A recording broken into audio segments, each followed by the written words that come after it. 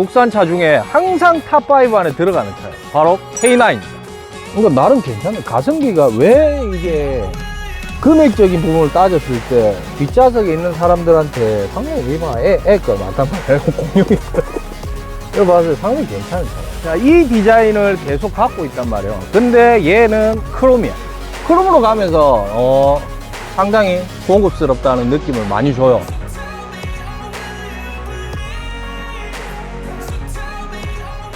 자, 안녕하십니까. 하우르모터스 비주얼 담당 남해아입니다. 자, 이제 회사로 들어왔어요.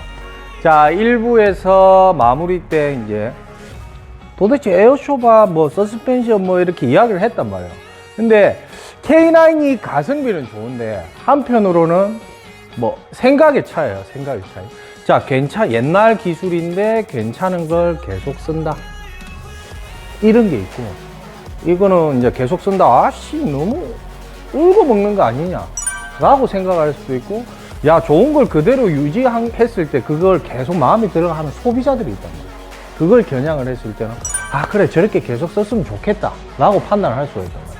저는 개인적으로 이제 후자예요. 후자. 자, 이 차를 이렇게 온 김에 엔진오일 바꾸고 배터리 바꾸고 그리고 차량 리프팅해서 하체가 제네시스랑 어떻게 다른지 그렇게 한번 비교하는 시간을 가져보도록 하겠습니다. 자, 일단 엔진룸을 보시죠. 자, 이제 엔진룸에 왔어요. 처음에 처음 보시는 분들이나 뭐 이런 사람들은 그냥 야, 일단 너무 깨끗하네. 너무 깨끗해. 이게 차주분이 약간 좀 깔끔하신 분이에요. 깔끔하신 분이니까 엔진룸도 본인이 직접 세차를 하신다 해요. 엔진 세척을 하셨는데 뭐 제가 손댈 게 없기는 한데 뭐 부사지면 진짜 좀 부담스럽긴 하네요. 근데 이 디자인을 딱 봤을 때 저는 이제 정비기사잖아요. 정비기사니까 뭐 많은 차를 일반 사람들보다 상당히 많이 봤을 거란 말이에요. 몇 배가 아니고 수만 배 많이 봤을 거예요. 수만 배. 몇 배 아니에요, 몇 배. 나도 이제 10년 넘었기 때문에 뭐 한두 대 본 건 아니에요. 근데 딱 봤을 때 어떤 느낌인 줄 알아요? 에쿠스인데? 약간 그런 느낌이에요. 자, 에쿠스랑 동일한 느낌. 자, 구형 에쿠스죠. 에쿠스 VI랑 동일한 느낌. 자, 첫 번째. 엔진룸 커버가 똑같아요. 그지? 똑같고. 그리고 워시액 통, 에어클리너 위치, 브레이크 위치, 엔진. 어떻게 보면 제네시스랑 G80이랑 다 똑같이 써요. 근데 말씀드렸죠. 자, 좋은 기능을 그대로 갖고 있다. 자, 첫 번째. 이게 보면 에어 서스펜션이라고 적혀 있어요. 이게 뭐냐? 자, 우리가 정비를 할 때 여기에다가 장비를 물려가지고 공기를 주입을 하는 거예요. 에어 공기를. 이렇게. 주입하는 그런 위치예요. 이거는 이제 에어 서스펜션이 있었던 제네시스 에쿠스 VI 모델에 있었던 이제 그대로 갖다 쓴 거지 뭐. 근데 나는 그 기능이 좋아. 에어 서스펜션이니까. 그리고 엔진룸 이제 디자인 커버죠. 한번 열어볼게요. 자, 열어봤을 때 똑같아요. 자, G80이랑 동일한, 그러니까 DH랑 동일하고, 지금 나오는 차들은 여기에 이제 앞이죠. 여기 CVVT라는 이제 기어 유체 클러치가 들어가 있어요. 거기 보면 이제 여기에 이제 오시블 밸브, 이제 이거요. 올 컨트롤 밸브가 이제 여기는 삽입이 되는 그런 형식으로 바뀌었어요. 그거 빼고는 뭐 워터펌프나 웨벨트 이런 거 다 똑같이 써요. 다 똑같이 쓰고 좀 더 연비 향상을 위한 진화를 한 거죠. 근데 이 차 람다 엔진 완전 뭐 사고리 사고. 그만큼 뭐 20만 킬로 넘게 탄 차도 봤고 30만 킬로 주행한 차도 봤어요. 그리고 40만까지 탄 차도 어쩌다가 봤어요. 봤는데 그만큼 내구성은 괜찮다. 그 엔진을 그대로 사용하고 있는 거야. 그대로. 지금 나오는 건 뭐 해봐야 큰 연비 차이 없어. 올 때 연비 차이 없고 시행착오가 있었어요. 그것도 요 앞에 뭐 볼트 토크 조임에 의해서 경고등 뜨고 뭐 주행하는 상관없는데 경고등 계속 체크가 뜨는 거지. 그런 거를 봤을 때 그냥 옛날 게 낫지 않나. 이것도 어차피 GDI란 말이야. GDI고 지금 거보다 정비성이 좋아. 자, 그 점화 코일 바꾸려면 어떻게 바꿔야 되는지 알아요? G80 같은 경우는 이제 여기 보이는 이제 커버를 다 빼야 돼. 응? 여기 와이퍼 따고 이제 와이퍼 밑에 이 커버 빼고 해야만 이 메뉴 홀더로 흡기 메뉴 홀더가 할착이 돼요. 근데 이거는 그냥 가능합니다. 그렇게 봤을 때 정비성은 좋다. 그리고 이제 계속 이야기했던 에어 서스펜션 그거 한번 보도록 하겠습니다. 일단 육안으로 봤을 때 느낌은 자석이야. 세일한 거지. 무게를 줄일 생각은 전혀 없다. 그런 느낌을 주고, 그리고 그게 있죠. 이 차 하체는 제네시스 에쿠스 VI 거 그대로 갖다 쓴 걸로 알고 있어요. 자, 제네시스 실수, 제네실수라 했지 한참. 왜? 그 금액대 이런 차가 나왔지? 라는 그만큼 승차감, 스포츠한 느낌 다 만족을 했던 모델이었단 말이에요. 그걸 그대로 갖다 쓴 거야. 왜? 현대기아 똑같잖아. 근데 이거를 그대로 썼을 때 나쁘진 않아요. 왜?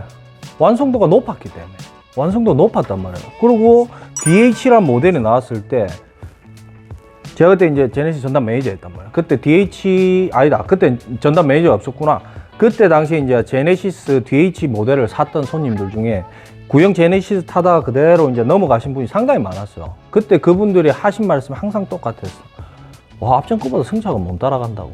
그런 말을 했단 말이에요. 그렇기 때문에 이 차가 승차감은 오히려 지금 현행 제네시스보다 더 좋지 않나? 그런 개인적인 생각을 해요. 자, 에어 탱크가 양쪽에 들어가요. 에어 탱크. 이제 전반부를 하는 거고, 이거는 이제 컴프레셔. 자, 단점이죠. 자, 차가 하부에 있다 보니까 충격이 갔을 때 손상이 갈 수 있다는 거. 그게 조금 흠이죠. 그게 약간 흠이긴 해요. 흠이긴 하고, 그리고 이제 측면부에서 보시면 이제 자, 측면부에 이게 이제 일반적인 뭐 유압 코일이 들어간 그런 쇼바가 아닌 이제 에어 쇼바가 들어가 있어요. 만약에 이제 그리고 뒤쪽에 보면, 자, 뒤쪽에 보면 이제 이 단지, 우리 단지라 그래 이걸. 이 단지가 있단 말이에요. 이것도 마찬가지로 에어가 들어가는 그런 형식으로 되어 있어요. 자, 전체적으로 봤을 때 그냥 껍데기만 다르고 그냥 에쿠스 VI 제네시스랑 동일한 그런 플랫폼을 갖고 있어. 그러다 보니까 오히려 저는 그런 생각을 해요. 자, 제네시스 에쿠스 VI가 단점들이 있었단 말이에요. 에어 쇼바가 뭐 시간이 지나면 터졌을 때 약간 비싸다. 그리고 이제 미션에 튀는 그런 현상들. 자, 미션 튀었을 때 어떻게 해요? 그 밸브 바디에 있는 솔레오네이드 밸브를 탁 바꿔준단 말이에요. 근데 이 차는 17년도 나왔으니까 이미 그 개선품이 다 들어갔기 때문에 이제 그런 걱정은 없다고 봐도 되지 않나 싶어요. 그렇기 때문에 그런 스트레스는 없어졌고, 그리고 승차감은 옛날 에쿠스 VI의 그 승차감을 갖고 있고, 금액은 2천만 원대 초반이고, 그렇게 봤을 때 정말 괜찮은 차지 않나 싶어요. 자, 이제 종평할게요. 자, 이 차가 왜 가성비가 좋냐. 자, 일단 첫 번째 승차감.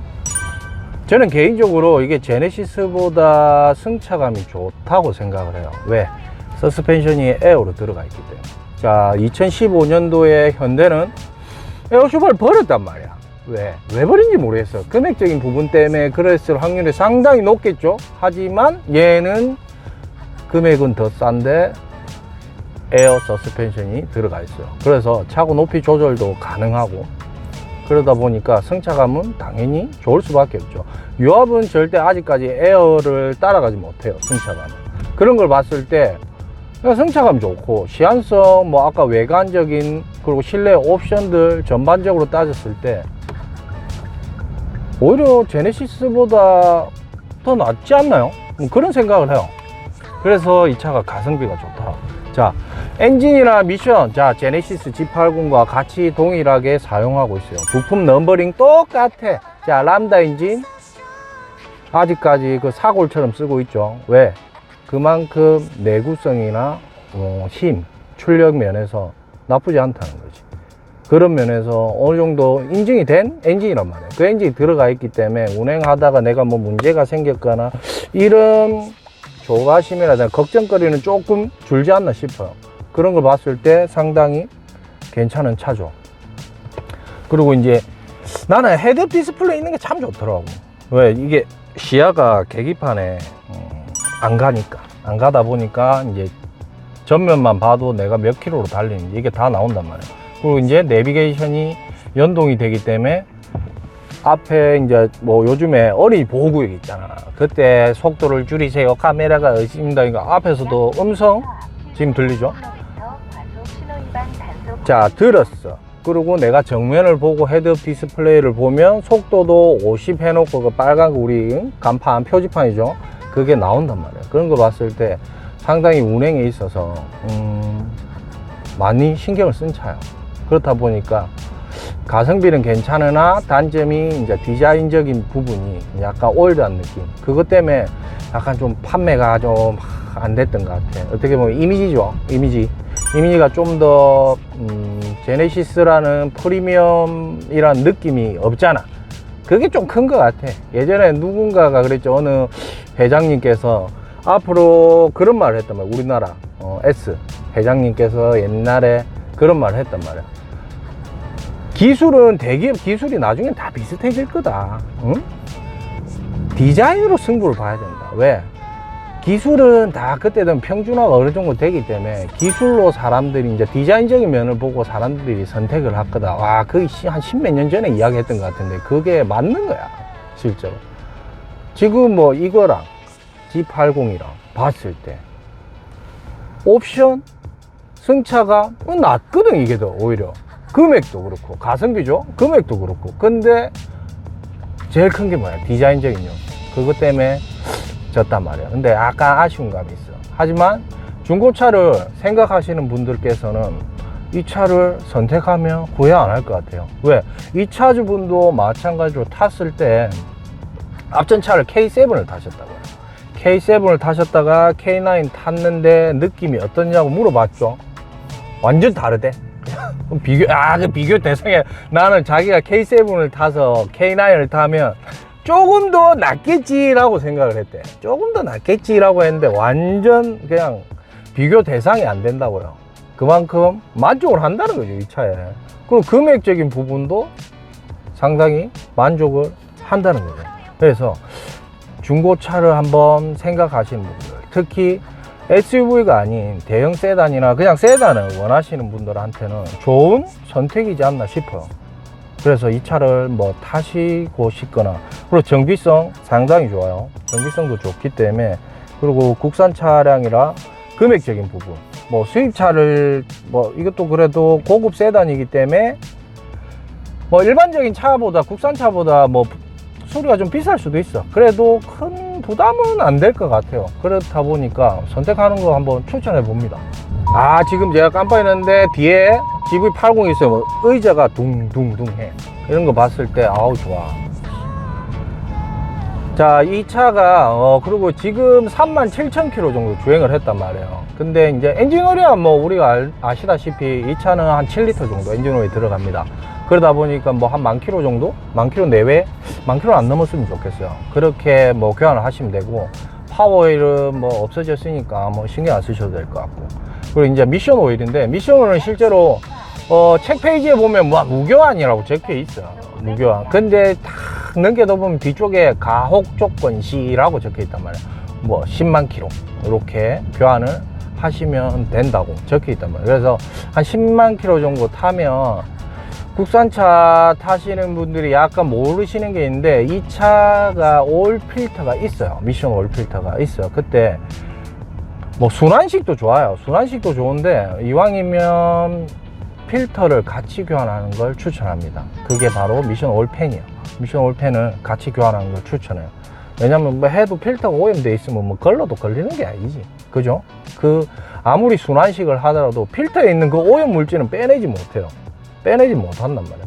그럼 당연히 흙탕물에 있는 것도 일어나고 하다 보면 또 빨리 더러워지는 경우가 생겨요. 그렇기 때문에 오일팬을 같이, 미션 오일팬 같이 교환하는 걸 추천드립니다. 물론 금액은 좀 올라가겠지만 또 다음 10만 킬로까지 생각 없이 타시려면 그게 낫지 않나 싶네요. 중고차로 이 차 어때요? 자, K9 2017년식 37,000km 정도 주행한 차예요.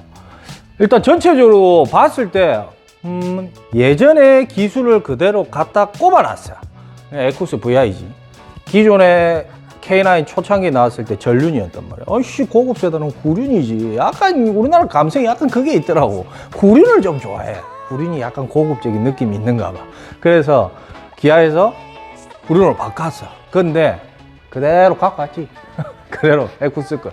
에쿠스 그대로 가갖고 이식을 했단 말이야. 근데 궁합이 나는 잘 맞다고 생각을 해. 궁합이 잘 맞고 디자인적, 그리고 디자인적이 올드한 걸 빼고는 현대적으로 반 기술이 모든 게 다 들어가 있단 말이야. 다 들어가 있기 때문에 괜찮아요. 괜찮고 마찬가지로 트렁크 넓고, 그래서 전체적으로 봤을 때 괜찮은 차다.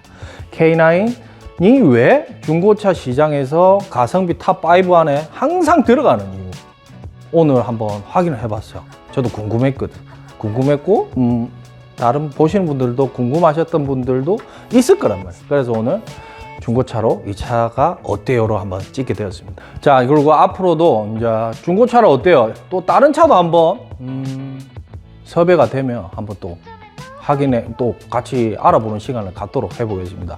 다음에는 현대차 한번 알아봐야 될 것 같은데, 그것도 괜찮은 것 같아. 그 현대차 중에 요즘에 가성비로 좀 괜찮은 차가 뭐가 있을까, 이것도 한번 찾아서 다음 시간에 한번 뵙도록 하겠습니다. 이상 하우르모터스 비주얼 담당 남해였습니다. 감사합니다. 하우르모터스에서 대표를 담당하고 있는 송동혁입니다. 이 영상을 보시다시피 구독, 좋아요, 알림 설정까지 하시면 매주 화요일, 금요일 저녁 6시 30분에 아무도 알려주지 않는 차량에 대한 그것을 저희가 알려드리겠습니다. 많은 시청 부탁드리겠습니다. 감사합니다.